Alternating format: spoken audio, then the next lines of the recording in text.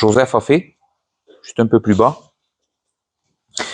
Nous allons lire du chapitre 25, du verset 1er jusqu'au verset 13. Et la parole de Dieu dit ainsi, c'est Jésus qui est en train de parler. Alors le royaume des cieux sera semblable à 10 vierges qui, ayant pris leur lampe, allèrent à la rencontre de l'époux. 5 d'entre elles étaient folles et 5 sages. Les folles, en prenant leur lampe, ne prirent point d'huile avec elles, mais les sages prirent avec leur lampe de l'huile dans des vases. Comme l'époux tardait, c'est-à-dire l'époux mettait du temps à venir, comme l'époux tardait, toutes s'assoupirent et s'endormirent. Au milieu de la nuit, on cria « Voici l'époux, allez à sa rencontre !» Alors toutes ces vierges se réveillèrent et préparèrent leurs lampes. Les folles dirent aux sages, donnez-nous de votre huile, car nos lampes s'éteignent. Les sages répondirent, non, il n'y en aurait pas assez pour nous et pour vous. Allez plutôt chez ceux qui en vendent et achetez-en pour vous. Pendant qu'elles allaient en acheter, l'époux arriva.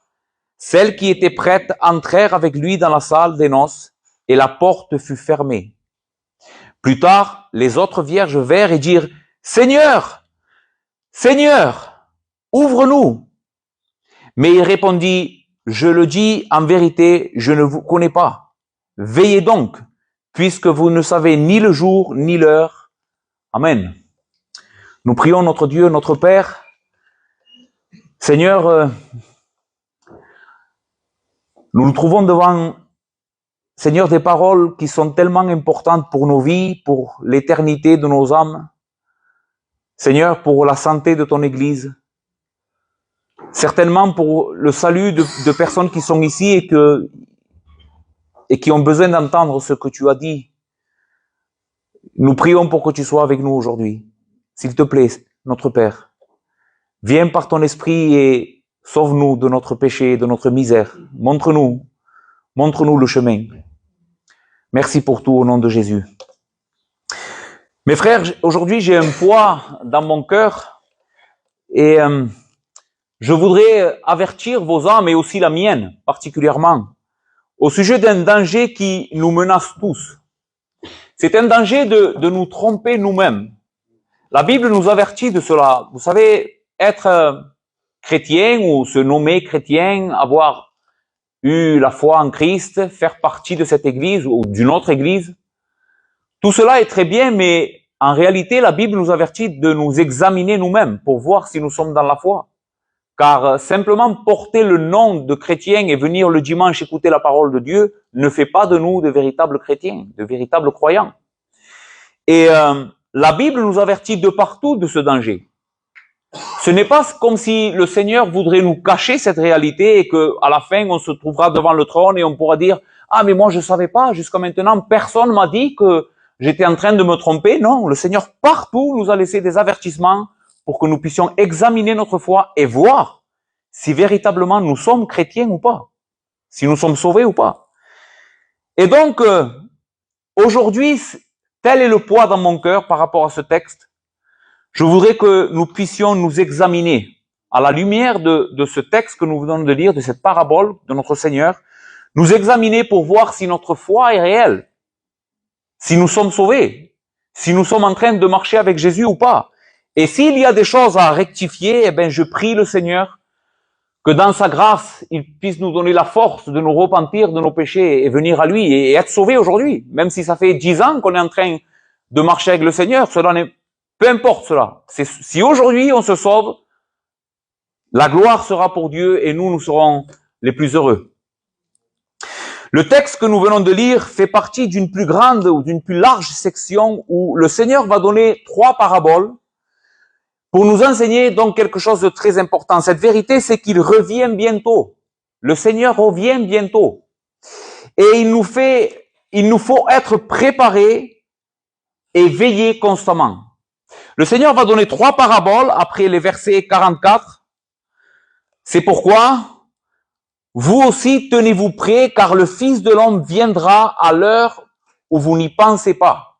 Et ensuite, il va nous montrer 3 paraboles pour nous avertir que nous devons être prêts. Donc, il va parler des serviteurs fidèles et infidèles. Il va nous donner la parabole des 10 vierges et celle des talents. Et oubliez cette réalité, comme le disait le frère pendant qu'il priait, oubliez la réalité que le Seigneur revient, qu'il est aux portes, qu'il est prêt à révéler sa gloire et renverser cet univers. Il va tout renverser, il va tout mettre en ordre, il va venir avec justice. Oubliez cette réalité, vivre notre vie sans que cette réalité ne détermine la manière comment on vit, ce que nous faisons, quel type de conduite nous adoptons, est une chose qui va nous conduire irrémédiablement à la ruine éternelle. Si nous ne vivons pas à la lumière de la réalité que Jésus revient bientôt pour amener un royaume de justice et de vérité et renverser toute chose, nous allons être condamnés. C'est ce que ces 3 paraboles nous enseignent. Parce que vivre comme si Jésus ne revient pas, c'est vivre sans faire attention à cela. En vivant dans le monde comme si rien n'était, en faisant les affaires du monde, en nous préoccupant seulement des affaires du monde. Et le Seigneur nous dit, nous avertit qu'une telle attitude face à cette vérité est un signe de perdition. Donc le Seigneur aujourd'hui désire nous avertir pour que nous soyons éveillés, pour que nos esprits, nos âmes soient réveillés et prêts à attendre ce jour glorieux. Nous ne devons pas être surpris par ce jour. Parce que tout simplement, on l'attend. On attend ce jour-là, que le Seigneur revienne. Donc, comme j'ai dit au chapitre 24, le Seigneur nous avertit. Et tout de suite après ces paroles, Jésus va enseigner ces 3 paraboles. Et ces 3 paraboles n'ont pas été données, et ceci est important, au monde incrédule. Ces 3 paraboles ne sont pas pour enseigner le monde de l'incrédulité et comment le monde peut être sauvé, non. En réalité, ces 3 paraboles ont été données à l'Église. Pourquoi? Parce qu'au milieu de l'Église, il y a des personnes qui sont trompées par des faux raisonnements. Il y a des personnes qui croient être sauvées, qui ont une foi véritable, qui en réalité n'ont pas cette foi-là. D'accord? Donc ces 3 paraboles, c'est pour nous aujourd'hui, même s'il y a des applications pour le salut des personnes, mais c'est principalement pour nous examiner, nous l'Église du Seigneur. La foi qui sauve est une foi qui transforme notre vie et qui nous fait vivre pour le royaume de Christ et sa gloire. Donc voici le but principal du texte que nous nous apprêtons à méditer ensemble. Ce passage veut nous amener à nous examiner pour connaître si notre christianisme nous sauve ou ne nous sauve pas. Quel type de christianisme nous sommes en train de vivre? Quel type de foi véritablement nous avons? Est-ce qu'à la fin, nous allons être confus ou pas? Voici pourquoi ce texte alors. Donc, premièrement, on va commencer par notre premier point que j'ai intitulé « Les 10 sont appelés vierges ». Les 10. Versets 1 et 2. « Alors le royaume des cieux sera semblable à 10 vierges qui, ayant pris leur lampe, allèrent à la rencontre de l'époux. 5 d'entre elles étaient folles et 5 sages. » L'image que le Seigneur utilise ici dans cette parabole pour nous enseigner est celle d'un mariage. Et dans les mariages juifs de l'époque de notre Seigneur, la mariée particulièrement invitait ses amis les plus proches pour la préparer, l'aider à se préparer et l'accompagner lors de cet événement très important dans sa vie, son mariage. Avoir été appelé à occuper ce rang ou ce privilège était quelque chose d'extraordinaire. C'était les invités les plus proches, c'était un rang d'honneur. Et ce que nous voyons dans notre texte, c'est que les 10, même celles qui sont folles dans notre texte, font partie de cette communion. Les 10 sont appelés à avoir cette communion spéciale avec l'époux. Un des grands privilèges donc était d'assister aussi à l'arrivée de l'époux pour entrer dans la salle des noces. C'était comme un cortège privé très intimement lié au couple. D'accord? Et c'était pas tout le monde qui pouvait participer à cela. C'était seulement des personnes qui étaient choisies, appelées de manière privilégiée. Et donc, ces 10 jeunes filles avaient toutes été invitées à vivre ce moment de réjouissance et de joie. Elles avaient le même privilège, elles avaient reçu le même appel. Rien ne les distinguait les unes des autres. Les 10 ont été appelés à se réjouir avec la mariée pour attendre l'époux et servir. Mis à part quelque chose que le Seigneur va nous montrer, quelque chose qui était caché, qui à simple vue n'apparaît pas. Si on dirait ces 10 jeunes filles sont les mêmes, elles ont le même privilège, mais le Seigneur sait qu'il y a quelque chose qui les distingue. 5 d'entre elles sont sages et 5 sont folles. Chers amis, ceci est une image de l'Église et du mélange qui existe au sein de cette Église. Le Seigneur nous a avertis. Durant toute l'ère de l'Église, depuis que notre Seigneur est ressuscité et est monté au ciel, jusqu'à ce que notre Seigneur revienne en gloire, durant tout ce laps de temps, le Seigneur nous a avertis qu'il y aura toujours au sein de son Église des personnes qui ne font pas partie du troupeau. Des personnes qui en réalité prétendent être sauvées, prétendent être croyants, mais ne le sont pas. Et cette parabole est une image de cette réalité.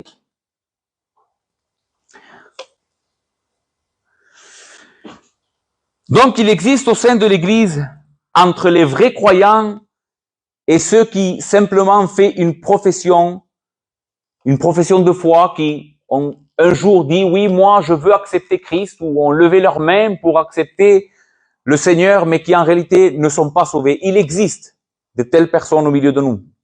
Pourtant, les deux groupes participent au même privilège, à la même prédication, au même soin de la part des anciens. Ils sont appelés à la même espérance, par l'Évangile, à fuir la colère à venir et à trouver un refuge en la personne et l'œuvre de notre Seigneur Jésus-Christ pour leur salut éternel. Les mêmes personnes sont exposées au même Évangile et au même soin. Et cependant, il y en a entre nous qui ne sont pas sauvés peut-être ce soir, aujourd'hui.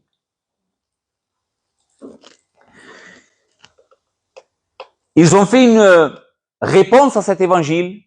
Ils ont donné une réponse à cet Évangile, mais cette réponse à l'Évangile est quelque chose de très superficiel.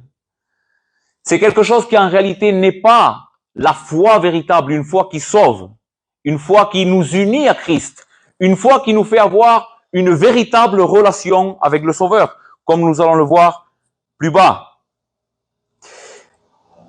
Car regardez avec moi le verset 3 et 4. Qu'est-ce qui distingue ces jeunes filles? Qu'est-ce qui les distingue? Qu'est-ce qui les sépare? Verset 3. Les folles, en prenant leur lampe, ne prirent point d'huile avec elles, mais les sages prirent avec leur lampe de l'huile dans des vases. Beaucoup de choses se sont dites au sujet de ce texte. Quelle est la signification de l'huile? L'Église catholique a dit que l'huile ici représente les bonnes œuvres qu'un chrétien doit faire pour ajouter quelque chose à la grâce de Dieu pour pouvoir être sauvé. Et les chrétiens réformés on dit que l'huile ici représente l'esprit. En réalité, ce qu'ils sont en train de dire, c'est que les folles n'avaient pas l'esprit et les sages avaient l'esprit. Mais il ne faut pas oublier quelque chose de très important quand nous interprétons une parabole, c'est que si nous cherchons à donner une interprétation à chaque détail de la parabole, nous allons perdre le sens premier de la parabole, qui, en règle générale, le Seigneur donne toujours un sens. Il y a un seul enseignement dans la parabole. Mais cependant, je crois que dans ce cas-ci, il nous faut comprendre quelque chose au sujet de l'huile. Que représente l'huile? Pourquoi c'est important? Parce que c'est ce qui fait la distinction entre les deux. Les sages ont de l'huile, les folles n'en ont pas. Et c'est ce qui va faire toute la différence au moment crucial. Donc je crois que dans le cas présent, il nous faut comprendre ce que le Seigneur veut nous dire au travers de ces paroles et de ce que représente l'huile dans ce texte. Je ne sais pas si l'huile représente ici l'esprit, mais je pense que ce que le Seigneur veut nous faire comprendre au travers de ces paroles, c'est que les 5 vierges insensées n'ont pas pris au sérieux l'appel et le privilège qu'elles avaient eu. Voici ce que représente l'absence d'huile. Souvenez-vous, les 10 ont été appelés et ont participé à ce même privilège. 5 se sont préparés parce qu'elles ont pris ça au sérieux. elles ont pris ça à cœur. Elles ont dit, cet appel est extraordinaire, ce privilège est extraordinaire. Je ne peux pas faire n'importe quoi avec cet appel qui m'a été fait. Et 5 ont tout simplement méprisé cet appel. Pourquoi? Parce qu'elles ne se sont pas préparées. Leur travail consistait à être prêtes. Tout simplement, c'est la seule chose qui leur a été demandée. Être prêtes.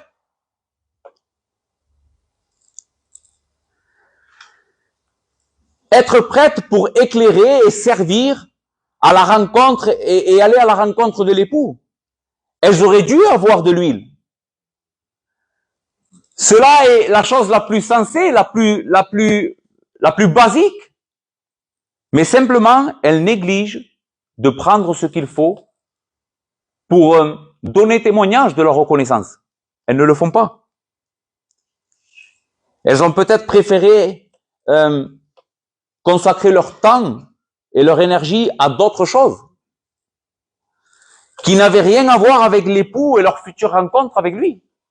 Peut-être que c'est moi qui le dis, ces 5 vierges insensées ont dit, bon, moi je vais pas prendre mon temps pour me préparer, ok, j'ai été invité, mais j'ai d'autres choses à faire. Je vais pas prendre au sérieux cet appel. Il y a tellement de choses qui restent à faire et que je peux faire dans ma vie. Le temps qu'il revienne, de toute façon, il va tarder à revenir. Et donc, ils ne se sont pas préoccupés de la rencontre avec cet époux. En d'autres mots, leur vie ne tournait pas autour de leur rencontre avec l'époux. Cela n'était pas quelque chose qui les préoccupait réellement, mais quelque chose de secondaire dans leur vie. Et ceci nous montre quelque chose de leur cœur. Du cœur de la personne qui en réalité n'est pas sauvée. Elle ne se préoccupe pas du royaume de Dieu et de sa rencontre avec Jésus. Elle peut dire, oui, moi je suis croyant, j'ai été appelé par Christ, mais en réalité, sa vie quotidienne témoigne que le retour éminent de Christ n'est pas quelque chose qui le préoccupe. Il vit pour d'autres choses, peut-être il vient le dimanche, parce que c'est une habitude pour lui, mais en réalité, le reste de la semaine, ce n'est pas quelque chose qui le préoccupe. Le royaume de Dieu n'est pas quelque chose de central dans sa vie. Pourquoi je peux dire ça? Parce que dans le chapitre 24, dans la première parabole que le Seigneur nous dit dans ce texte, dans cette section de l'évangile de Matthieu, Jésus, en parlant du serviteur fidèle et de celui qui est infidèle, va nous montrer qu'en réalité, quel est le problème du serviteur infidèle? C'est que, justement, il ne se préoccupe pas de son maître et de son retour. Regardez comment il le dit, verset 48. Mais si c'est un méchant serviteur qui disait en lui-même, mon maître tarde à venir, vous voyez? Il tarde.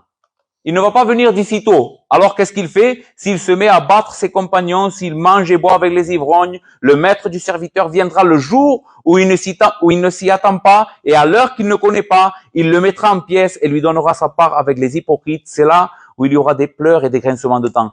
Pourquoi ce serviteur mauvais n'est pas en train de faire ce qu'il faut? Tout simplement parce qu'il ne se préoccupe pas des affaires de son Seigneur.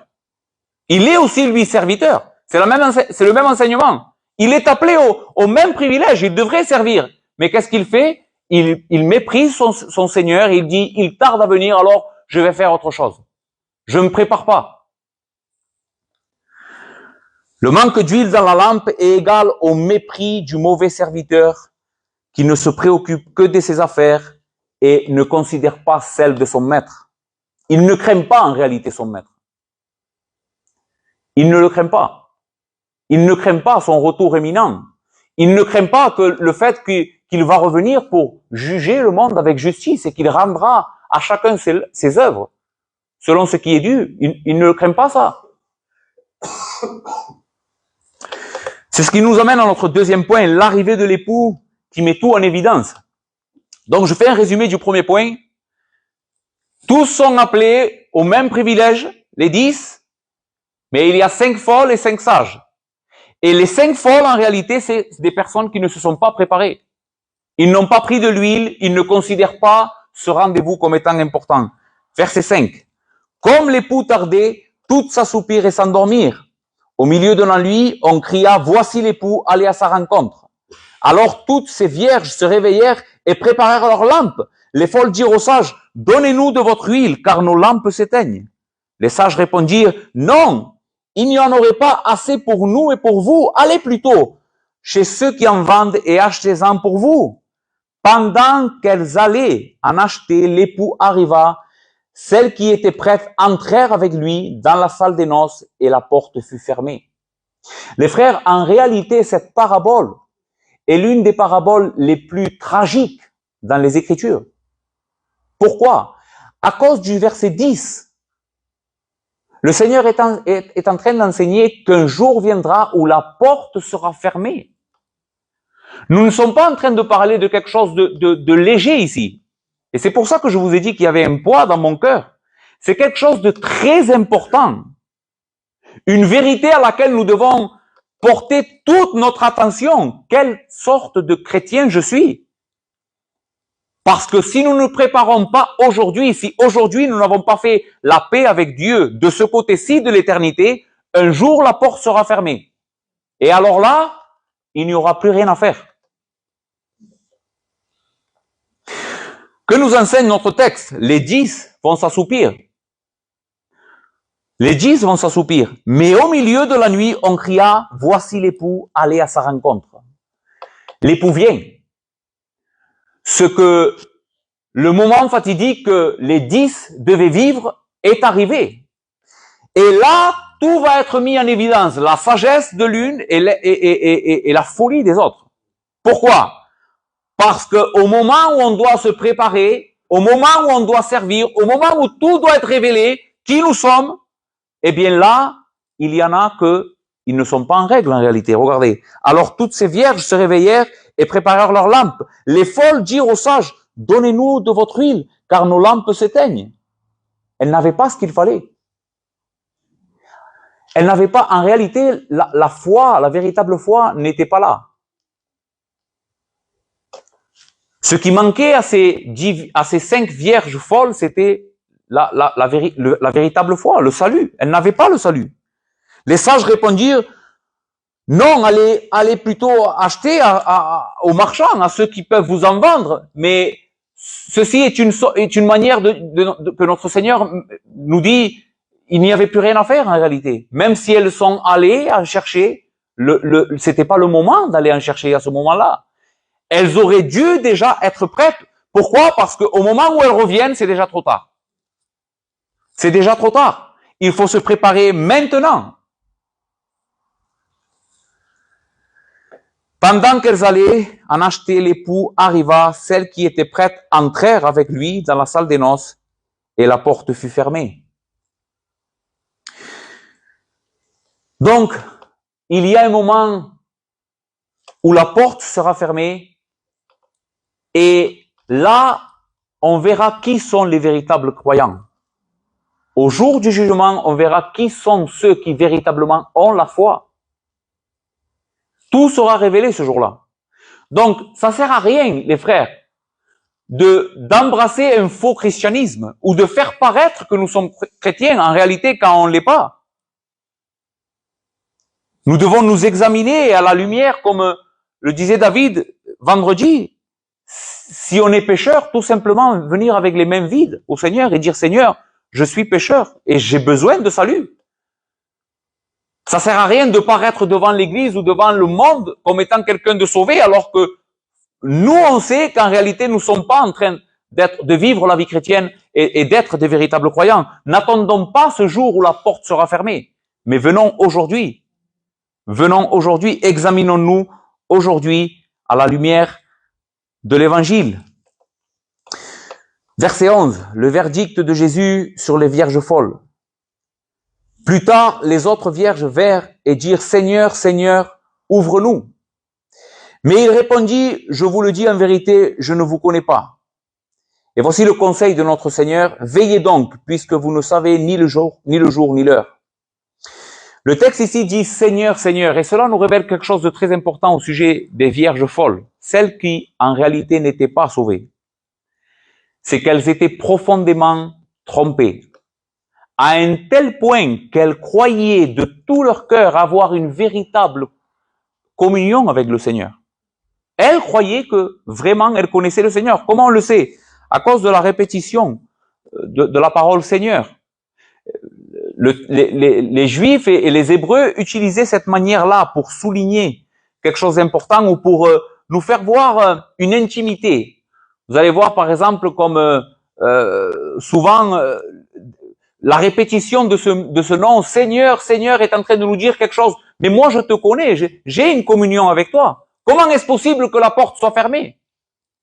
Si vous venez avec moi à l'évangile de Matthieu au chapitre 7, nous voyons le même enseignement. Matthieu 7, verset 21. Écoutez ce que le Seigneur enseignera au sujet de certaines personnes aussi. Ceux qui me disent Seigneur, Seigneur, n'entreront pas tous dans le royaume des cieux, mais seulement celui qui fait la volonté de mon Père qui est dans les cieux. Plusieurs me diront en ce jour-là, Seigneur, Seigneur, n'avons-nous pas prophétisé par ton nom? N'avons-nous pas chassé des démons par ton nom? N'avons-nous pas fait beaucoup de miracles par ton nom? Alors je leur dirai ouvertement, je ne vous ai jamais connu. Retirez-vous de moi, vous tous qui commettez l'iniquité. Encore une fois, nous voyons le même groupe de personnes ici. Des personnes qui étaient profondément trompées par leur propre raisonnement, se pensant être des personnes intimes de Jésus. Mais quel est le verdict de Jésus dans le texte? Je ne vous ai jamais connu. Le Seigneur utilise ici la parole connaître, non pas pour nous faire comprendre qu'il ne savait pas de l'existence de cette personne, ou que cette personne avait fait plusieurs choses pour lui, non. La parole connue ici fait référence ou veut nous transmettre l'idée de « je n'ai jamais eu d'intimité avec vous ». Je n'ai jamais été votre sauveur. Vous m'appelez Seigneur, Seigneur, vous avez fait plusieurs choses pour moi, mais moi jamais je n'ai eu une communion intime. Je ne suis pas votre rédempteur. C'est ce que le Seigneur est en train de leur enseigner. Et la même chose est dans notre texte avec les vierges folles. Elles viennent à la porte. Imaginez cela. C'est comme cela que des personnes vont le vivre. Au moment du jugement, confusion complète. Se pensant être juste, méritant le ciel, eh bien, les portes du ciel seront fermées pour eux et ils vont souffrir un désespoir énorme, peut-être plus que des personnes qui vont être condamnées ne sachant rien de l'évangile, parce que ces personnes-là croient avoir une relation avec Jésus, alors que jamais elles ne l'ont connu.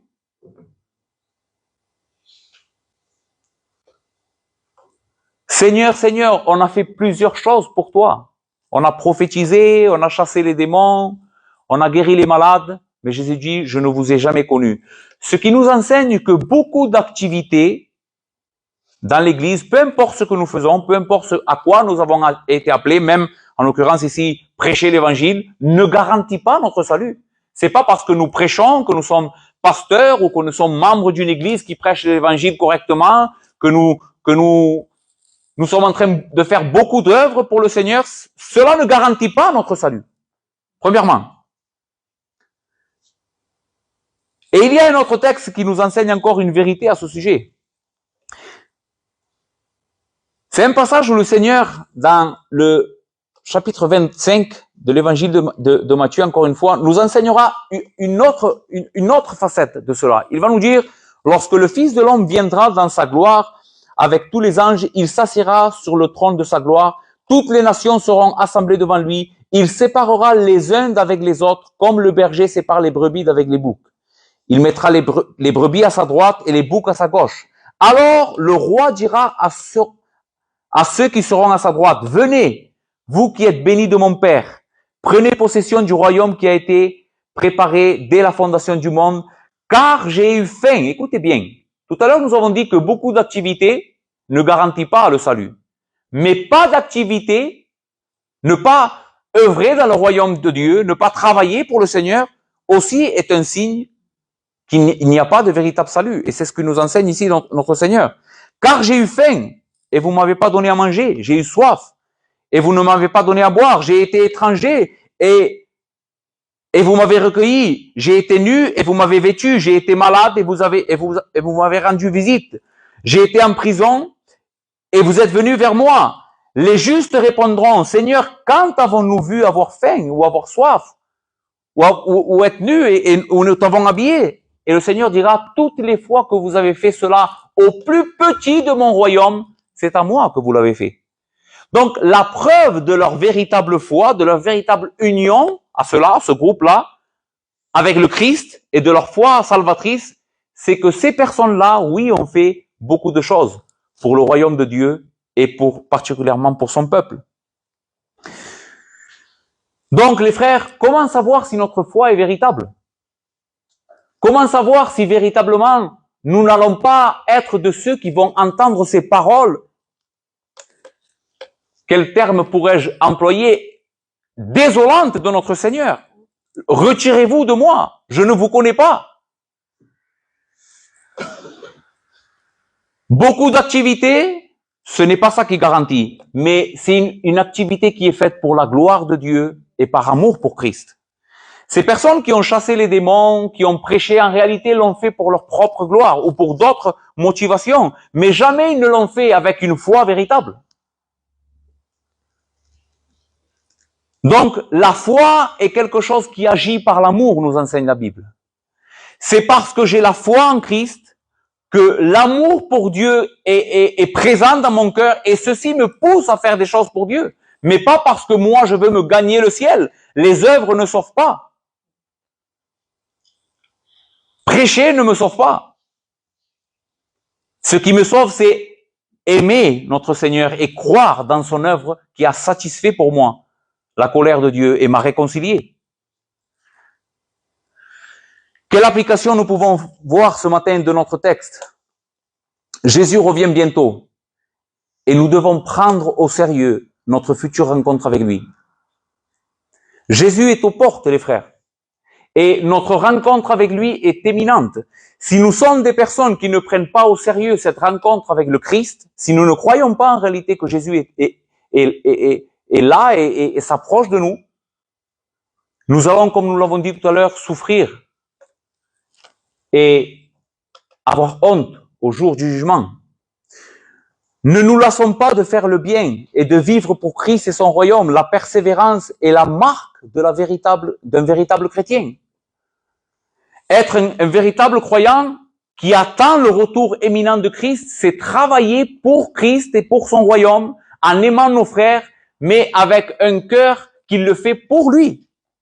Pas pour nous gagner le salut, mais parce que Christ nous a déjà donné son salut. Troisièmement, si aujourd'hui tu as été convaincu par l'Esprit de Dieu de ton faux christianisme, considère cela comme une grâce que le Seigneur te fait.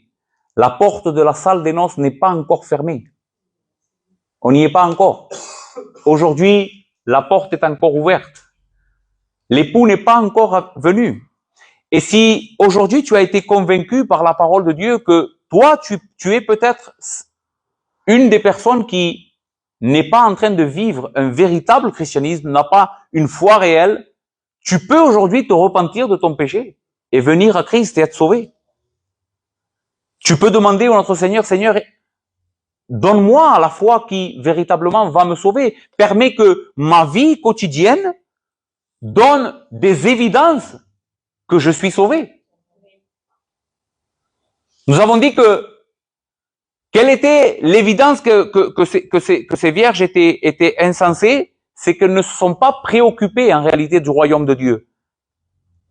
Mais seulement une personne qui est régénérée peut réellement se préoccuper des choses du Seigneur. On ne peut pas sinon. Par nature, chacun de nous, on vit de manière orgueilleuse pour notre propre ventre, cherchant notre propre gloire.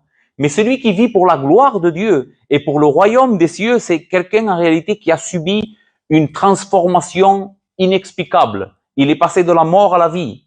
Il est une nouvelle créature. Les choses anciennes sont passées, voici, toutes choses sont devenues nouvelles. Et ça là n'est pas dans ta main. Tu ne peux pas produire, toi, la nouvelle naissance. Tu as besoin d'un sauveur tout-puissant. C'est-à-dire que le christianisme, nous l'avons chanté tout à l'heure, c'est quelque chose de surnaturel. Il y a un frère qui dit, la vie chrétienne est impossible si c'est pas par l'esprit. On ne peut pas être des chrétiens, les frères, sans que l'Esprit de Dieu nous conduise et nous aide tout le temps. Donc si aujourd'hui tu as vécu un christianisme qui est qui est laborieux, que tu vois que tu t'en sors pas, que tu n'arrives pas à vivre pour la gloire de Dieu, il faut que tu demandes au Seigneur de te sauver. Parce que le jour où tu vas être sauvé, tu vas le savoir. Tu vas le savoir. Ton cœur va être transformé. Tes ambitions vont être transformées. Tes désirs vont être transformés. Ta volonté va être transformée. Ton espoir va être en Christ et pas dans ta propre chair. Donc, repentons-nous si vraiment nous avons besoin de salut. Et si nous sommes en Christ, persévérons. Parce que la persévérance dans les bonnes œuvres, la persévérance dans l'amour, la persévérance dans l'attente de notre Seigneur est la preuve de notre salut. C'est ceux qui persévèrent jusqu'à ce jour-là qui obtiendront la grâce et la miséricorde de notre Dieu et qui verront un jour la face de notre Dieu. Amen. Nous prions, frères.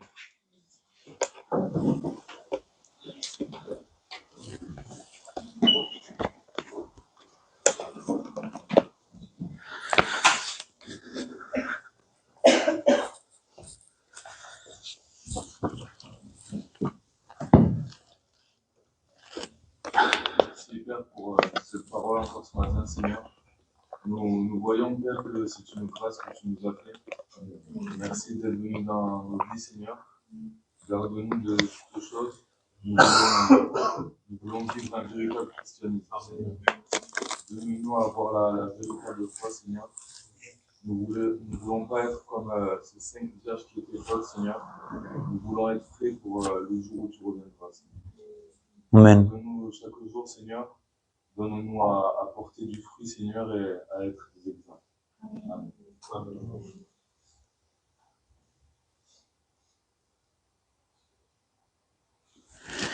Prions Dieu, Seigneur.